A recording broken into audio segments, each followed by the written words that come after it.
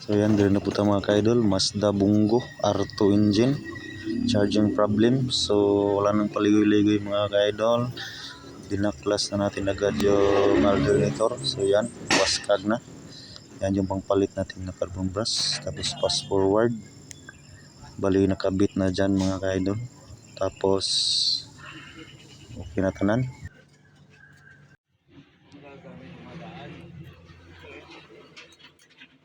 Ang battery, ito na. Bilang yung siga may timer. Ito na.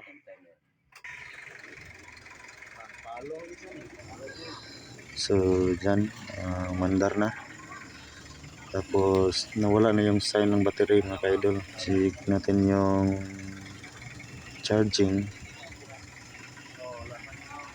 Abot naman siya sa tamang charging mga ka-idol. Nasa 13.9. So ayan. Yan, check natin charging. Yan, nasa 13.9 or 0.8 mga ka-idol.